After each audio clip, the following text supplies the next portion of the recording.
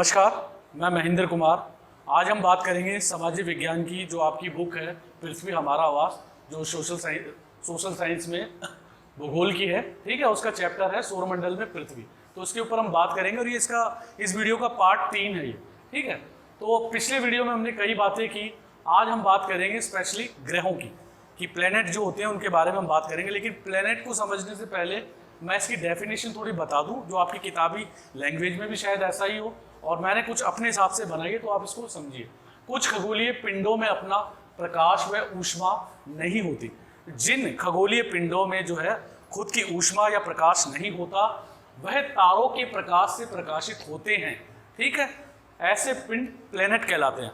हम जैसे पृथ्वी को ले लीजिए आप, पृथ्वी को जो ऊर्जा है, प्रकाश है, वो सूर्य से मिलती है। ठीक है, जिसको हम सन भी कहते हैं। तो वहां से प्रकाश प्राप्त होता है और जिनके पास अपना प्रकाश नहीं है, उन पिंडों को जहां से ऊर्जा मिलती है, उन पिंडों को प्लेनेट कहते हैं। ठीक है, उनको ग्रह कहते हैं हिंदी में। तो हम बात करेंगे ग्रहों की। हमारे सौरमंडल में कितने ग्रह हैं, आप कितने बच्चों को इस बात की नॉलेज है, तो आज हम उस पर बात करेंगे ग्रहों के ऊपर। जैसे पृथ्वी भी हमारा एक ग्रह है जिस पर हम निवास करते हैं, रहते हैं। तो आज हम बात करेंगे जो हमारे ग्रह हैं उनके ऊपर।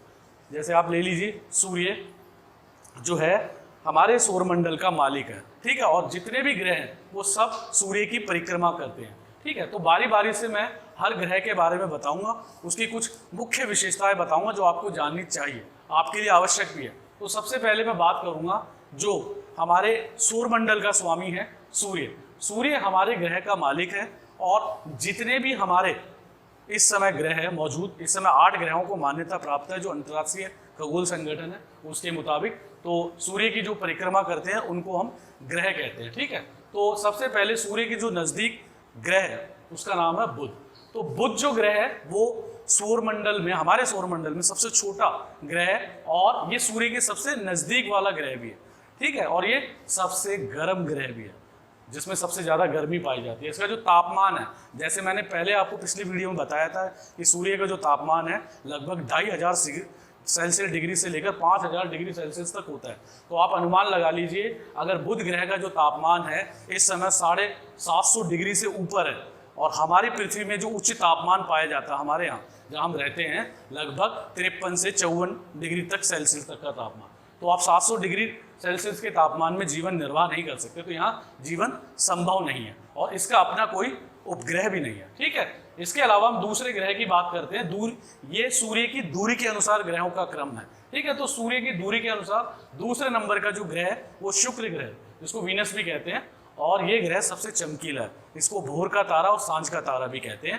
ठीक है, और ये पृथ्वी के सबसे नजदीक ग्रह भी है। इसकी वजह यही है कि जिस स्थान पर हम इसको पृथ्वी पे देखते हैं मॉर्निंग में, तो ये मॉर्निंग स्टार में दिखता है हमें, और इवनिंग में इवनिंग स्टार में दिखता है, इसलिए इसको भोर का तारा और सांझ का तारा भी कहते हैं। ठीक है, और ये पृथ्वी के सबसे नजदीक भी है और इसका भी अपना कोई उपग्रह नहीं है, सैटेलाइट नहीं है। इसके अलावा तीसरे नंबर पर आती है पृथ्वी, जिसमें हम निवास करते हैं, हम रहते हैं। तो पृथ्वी जो है सूर्य से दूरी के अनुसार तीसरे नंबर पर स्थित है और ये ग्रहों के आकार के अनुसार 5वें नंबर पर है, यानी वजन में, आकार में, तो ये 5वें नंबर पर है। और पृथ्वी का अपना एक उपग्रह है जिसको हम चंद्रमा के रूप में जानते हैं, चांद कहते हैं उसको। ठीक है, मून। और इसके अलावा जो यहाँ जीवन संभव है, यहाँ हम जीवन निर्वाह करते हैं, यहाँ हमें हर प्रकार की चीजें देखने को मिलती है। ठीक है, इसके अलावा हम चौथे नंबर पर बात करते हैं मंगल ग्रह की। ठीक है, तो मंगल ग्रह की जो प्रदक्षिणा है सूर्य की वो 687 दिन की है। जैसे पृथ्वी की जो प्रदक्षिणा है सूर्य की वो है 365 दिन की, और कभी किसी वर्ष, चौथे वर्ष जो है 366 दिन भी हो जाते हैं, जिसको हम लीप वर्ष के नाम से जानते हैं। तो मंगल ग्रह जो है वो, उसकी परिक्रमा जो है सूर्य की वो 687 दिन की है और एक दिन में ये अपना जो है चक्र पूरा कर लेता है, अपनी किली पर घूम जाता है। इसके अलावा इसके 2 उपग्रह, जिसको डिमोन्स और फोबोस भी के नाम से जानते हैं, डिमोन्स और फोबोस इसके चंद्रमाओं के नाम है। इसके अलावा 5वें नंबर पर बृहस्पति ग्रह।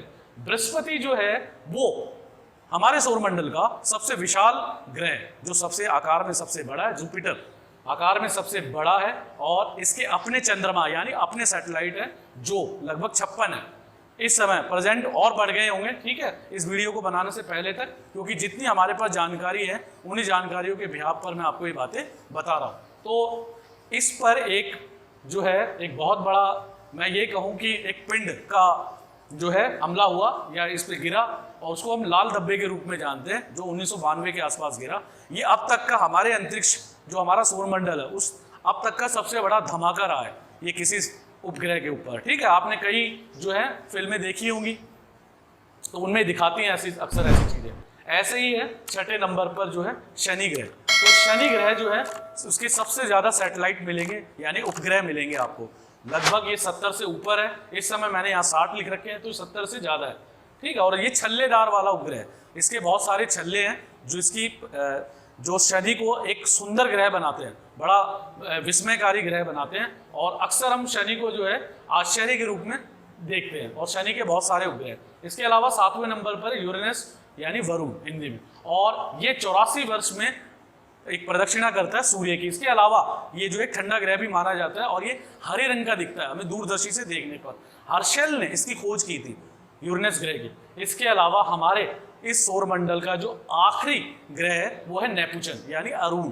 अरुण ग्रह जो है 164 वर्ष में सूर्य की प्रदक्षिणा करता है, और ये हमारे सौरमंडल का सबसे ठंडा ग्रह कहलाता है।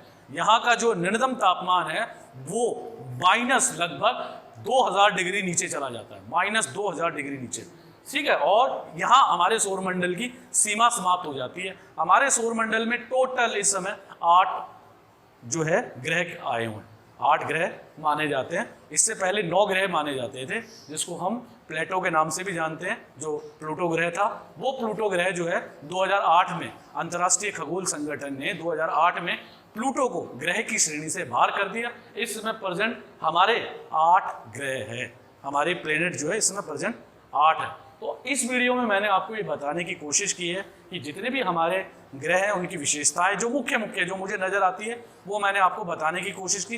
कुछ जो विशेषताएं हैं वो आपकी बुक्स में नहीं है, वो मैंने आपकी जानकारी को थोड़ा बढ़ाने के लिए, उत्सुकता को बनाए रखने के लिए डाली है। तो इस वीडियो में आज के लिए इतना ही। अगले वीडियो में हम इसके आगे के पार्ट पर हम बात करेंगे। तो चलिए, धन्यवाद, थैंक यू।